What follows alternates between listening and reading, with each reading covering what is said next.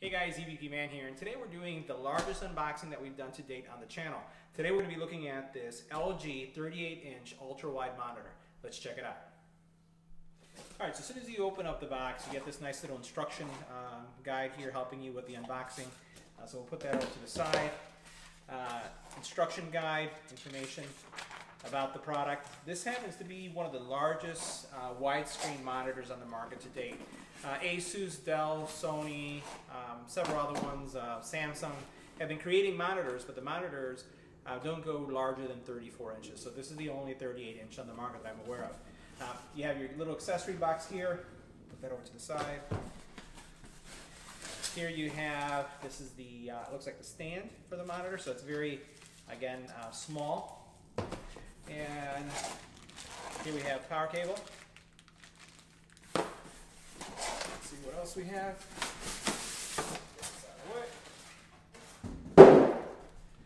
Alright, that's pretty much it. Wait a minute, there's more. Here is an arm bracket, which we'll remove that foam for in a second. Anything else in here besides the monitor?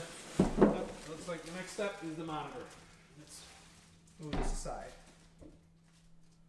Now, in addition to the monitor and the adapters that I showed you, we also have included two HDMI cables, one USB-C cable with a standard USB to USB converter, and the power brick.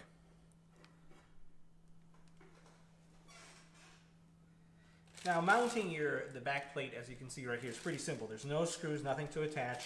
Literally, all you do is you put it in place just like this, and it comes into place, and that's it. There's a little release button right here that if you would like to release it, you push it down, and it removes for wall mounting.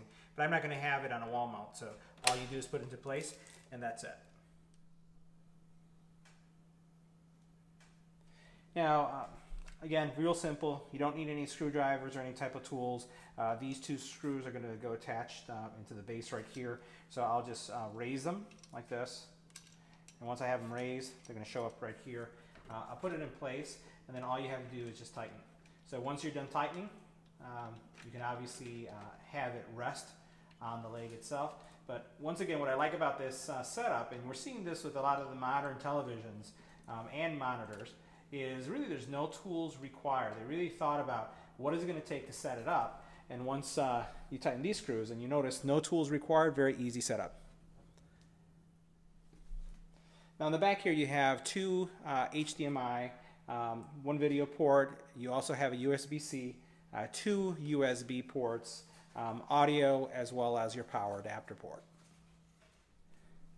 Now the monitor is Bluetooth capable, so you can connect and stream Bluetooth audio. It does have two speakers on the side. It has a little joggle button right here that you're going to use to access the menu, which we'll see once we power it up. And you do have the ability to move it up or downward. And you'll notice I don't need two hands to do it, just two fingers to move it up, move it down. It does have some swivel, so not much, but you can tilt it up and down. And then as far as from left to right, there is really no movement. Alright, so I wanted to share with you what the monitor looks like now that it's been set up. So what you see is it's on my stand-up desk, and it's absolutely gorgeous. So really deep blacks, color pops. I'm not going to go into every single feature and function because I really want to focus on how a consumer would use the monitor and some of the things that you should be aware of anytime that you're selecting a monitor of this type, because while the resolution is absolutely fantastic, there are some things that need getting used to. Let me show you some of the things that I've observed. So what I want to do is show you a little bit about what you would expect from a content perspective. So you'll notice that even in Blizzard's website, this side of the screen that you see and this other side of the screen gets it's really, the space isn't really used that much. And if I were to go to even YouTube, you'll notice that even YouTube has a lot of white space. If I go into CNET, which is a technology, they tend to have a responsive site, so it opens up on the top, but you'll notice down here it's still white space.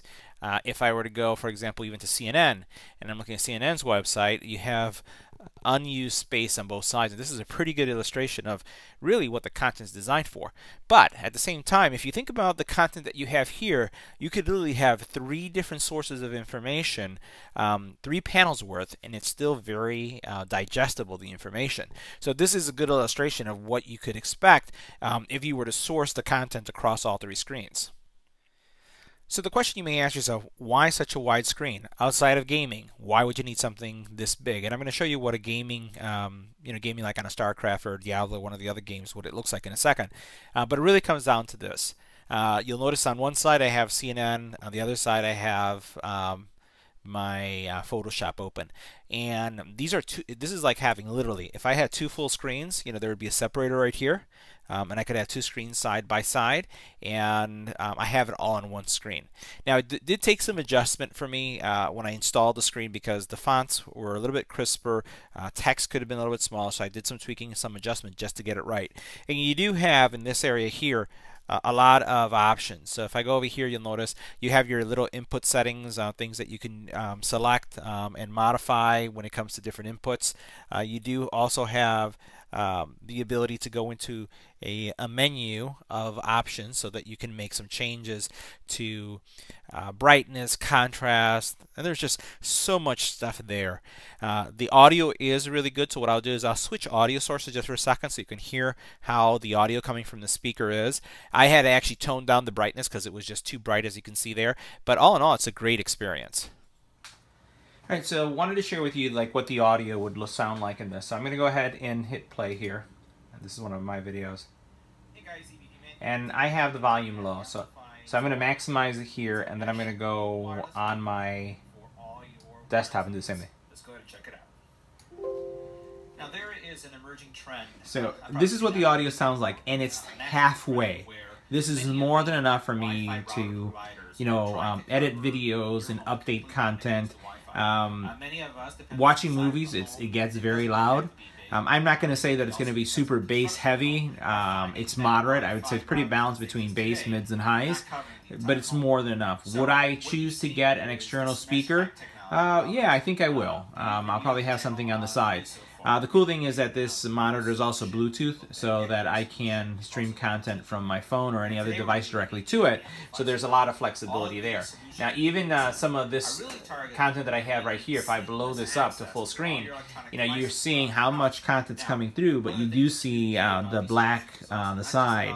And again, this is going to be pretty common of what you're going to experience with this. Even with some 4K videos, there's cutting off on the sides as well. All right, so this is where the monitor actually excels in gaming. And as you can see, here we're playing Diablo. Diablo takes up the entire screen. If you were playing, Modern Warfare, Call of Duty, some of the other action games, it would also do really well because it would fill up the entire screen. Returning to the game, this is just the amount of information, or the amount of area that you can cover is just incredible. And response is very good. Don't see any latency, no frames being dropped. It's just a great gaming experience. So now here's another game. This is Overwatch, and this is again taking advantage of the full screen. Looks pretty cool. So this concludes kind of my setup and upgrade for my office. Great technology. Been really getting used to and enjoying the monitor, and if you have the cash to spend, definitely go for it. You can definitely buy 3 or 4 monitors for the price you pay for this one, but the overall aesthetics and with the LED lighting, it just looks really great. So if you have any comments or questions about this product, leave it in the comment area below. If you liked the video, please give it a thumbs up, and as always, don't forget to share and subscribe. Thanks for watching.